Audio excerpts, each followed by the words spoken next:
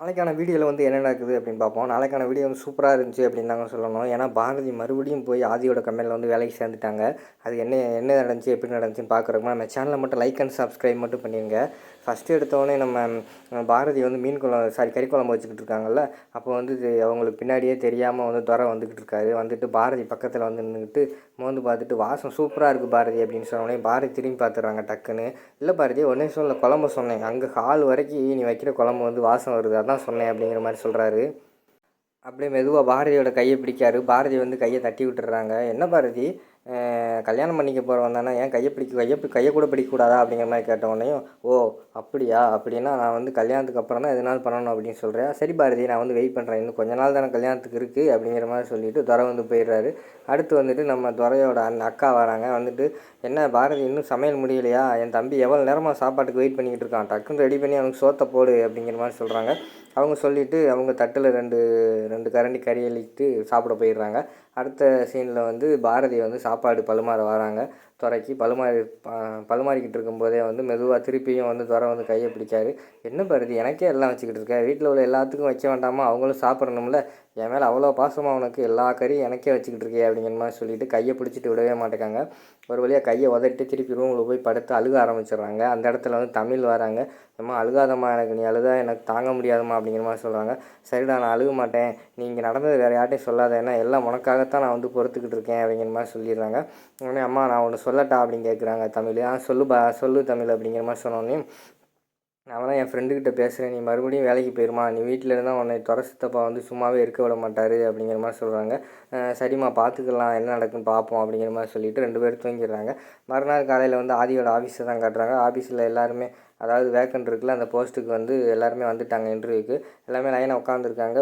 நம்ம லதா வந்து ஆதிக்கிட்ட போய், சார் எல்லாருமே வந்துட்டாங்க சார் இன்டர்வியூ அட்டன் பண்ணுறதுக்கு, எல்லாமே வெளியில் உட்காந்துருக்காங்க, வர சொல்லவான்னு கேட்குறாங்க.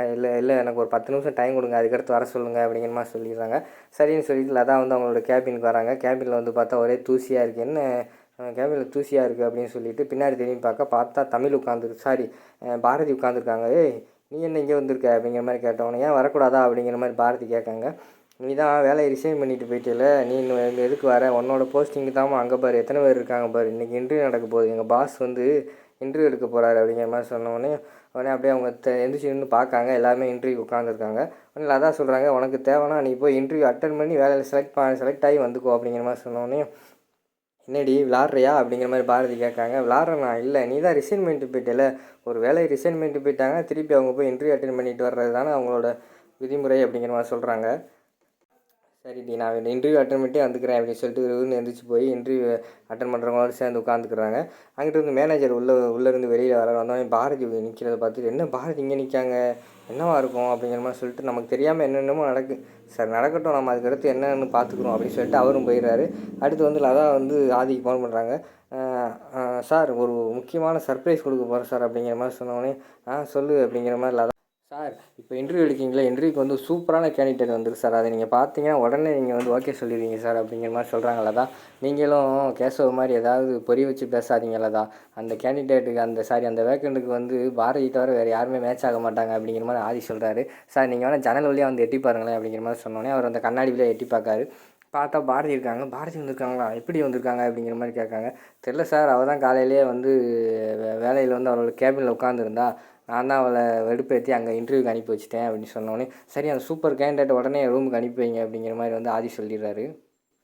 உடனே லதா வந்து பாரதி வந்து உள்ளே எங்கள் பாஸ் கூப்பிட்றாரு அப்படின்னு சொல்லிட்டு உள்ளே போகிறாங்க. உள்ளே போனவொடனையும், வாங்க மேடம், நீங்கள் யார், உங்களுக்கு என்ன வேணும், உங்கள் பேர் என்ன சொல்லுங்கள் அப்படிங்கிற மாதிரி கேட்டவொடனையும் பாரதி வந்து என்னோடய பேர் வந்து பாரதி, நான் இதுக்கு முன்னாடி சாரதா குரூப் ஆஃப் கம்பெனியில் வந்து வேலை பார்த்துருக்கேன் அப்படிங்கிற மாதிரி சொல்கிறாங்க.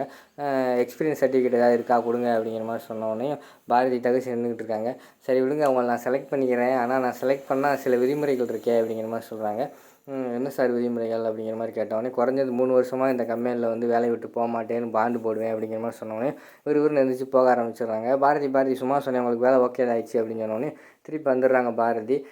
சரி வேலை ஆனால் கம்பெனியில் சில விதிமுறைகள் இருக்கே அப்படிங்கிற மாதிரி சொல்கிறாங்க ஆதி. என்ன விதிமுறைகள் அப்படிங்கிற மாதிரி பாரதி கேட்டவொடனே, இதுக்கு முன்னாடி இருந்த அதாவது நீங்கள் இப்போ வந்திருக்கீங்களா அந்த போஸ்ட்டுக்கு, இதுக்கு முன்னாடி இருந்த ஒரு பொண்ணு இருந்தாங்க. அவங்க வந்து எனக்கு மத்தியானம் எப்போயுமே வந்து சாப்பாடு வந்து கொண்டு வந்துடுவாங்க, அவங்களுக்கு விருப்பம்னா கொண்டு வரலாம் எனக்கு அப்படிங்கிற மாதிரி சொல்லிவிட்டு, 2வது விதிமுறை வந்து எனக்கு ஒரு ஃப்ரெண்டு இருக்காங்க, குட்டி ஃப்ரெண்டு. அவங்க கூட நான் எப்போனாலும் பேசுவேன், எப்போனாலும் ஊர் சுற்றுவேன். அதுக்கு நீங்கள் என்ன ஏதுன்னு கேட்கக்கூடாது அப்படிங்கிற மாதிரி சொன்னோடனே பாரதி வந்து கோவப்பட்டு விறுவிறுன்னு போயிடுறாங்க. போய் அவங்களோட கேபினில் உட்காந்துக்கிறாங்க. உடனே லதா வந்து கிண்டல் பண்ணுறாங்க, என்ன மேடம் இன்டர்வியூ அட்டன் பண்ணீங்களே, எங்கள் பாஸ் ஓகே சொல்லிட்டாரா அப்படிங்கிற மாதிரி கேட்டோடனே, இதுக்கு நீயும் தான் நான் கூப்பிட்டு இரு உன்னையும் வச்சுக்கிறேன், எனக்கு ஒரு காலம் வரும் அப்படின்னு சொல்லிட்டு பாரதி உட்காந்து வேலை பார்க்க ஆரம்பிச்சிடுறாங்க. அடுத்த சீனில் வந்து லதா வந்து கால் பண்ணி, சார் இன்டர்வியூக்கு இன்னும் நிறைய கேண்டிடேட் இருக்காங்க, அவங்கள என்ன செய்ய அப்படிங்கிற மாதிரி கேட்டோடனே, அவங்களே வர சொல்லி இன்டர்வியூ அட்டன் பண்ணிவிட்டு அவங்க கிளம்பட்டும் அப்படிங்கிற மாதிரி சொல்லிடுறாங்க. அடுத்த சீனில் வந்து ஆதி வந்து அவரோட ரூமில் உட்காந்து ஃபீல் பண்ணிக்கிட்டு இருக்காரு. ஏன்னா அவங்க அம்மா சாரதா இருக்காங்கல்ல, அவங்களுக்கு வந்து நாளைக்கு பர்த்டே. சாரிம்மா என் கூட உன்னால் இருக்க முடியல, வருஷம் ஒரு வாரத்துக்கு முன்னாடியே உனக்கு நல்லா பிளான் பண்ணி ஏதாவது சர்ப்ரைஸ் பண்ணி பர்த்டே அன்னைக்கு உன் கூடயே இருந்து உன்னை நல்லா சந்தோஷமாக வச்சுருப்பேம்மா. ஆனால் இப்போ என்னால் எதுவுமே பண்ண முடியல. இந்த பக்கமும் எனக்கு பாரதியையும் தமிழையும் விட்டு வர முடியல. அவங்களோட சூழ்நிலை உனக்கு சொன்னாலும் நீ புரிஞ்சுக்கிற மனநிலைமை இருப்பியா என்னன்னு தெரியல. என்னை மன்னிச்சிருவான். ஆனால் கண்டிப்பாக ஒரு நாள் நம்ம எல்லாம் ஒன்றாதாம்மா இருக்க போகிறோம் அப்படிங்கிற மாதிரி சொல்லி ஃபீல் பண்ணிக்கிட்டே இருக்காரு. அடுத்து இந்த பக்கம் பார்த்தா நம்ம தமிழ் வந்து பாரதிக்காக வெயிட் பண்ணிக்கிட்டு இருக்காங்க. என்ன பாட்டி இன்னும் பாரதி அம்மா வரல அப்படிங்கிற மாதிரி கேட்டோன்னே, இது வர்ற டைம் தான்ம்மா வந்துடுவாங்க அப்படின்னு மரகதம்மா சொல்லிக்கிட்டு இருக்காங்க. அடுத்து வந்து தமிழ் சொல்கிறாங்க, இன்றைக்கி எங்கள் ஸ்கூலில் வந்து டீச்சர் நீங்கள் என்னென்ன ஆக போகிறீங்கன்னு கேட்டாங்க. நான் வந்து பைலட் ஆக போகிறேன்னு சொல்லியிருக்கேன். நான் பைலட் ஆன பிறகு உன்னையே அம்மாவே எல்லாத்தையும் நான் வந்து ஃப்ளைட்டில் கூப்பிட்டு போகிறேன் பாட்டி அப்படிங்கிற மாதிரி சொல்கிறாங்க.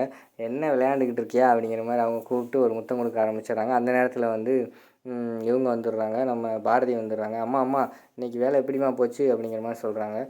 எப்படியோ போச்சு இப்போ உனக்கு என்ன அப்படிங்கிற மாதிரி சொன்னோடனே, சரி நீ சொல்ல மாட்டே விடு, நான் என் ஃப்ரெண்டுக்கிட்டே கேட்டுக்கிறேன் அப்படின்னு சொல்லிட்டு பாரதியோட பேக்கில் இருந்து அந்த அதாவது பாரதியோட ஃபோன் எடுத்து ஆதிக்கு வந்து கால் பண்ணுறாங்க. ஆதி வந்து கால் எடுத்து பேச போகிறாரு. அதோட பார்த்தீங்கன்னா அந்த வீடியோ வந்து முடிச்சிடுறாங்க.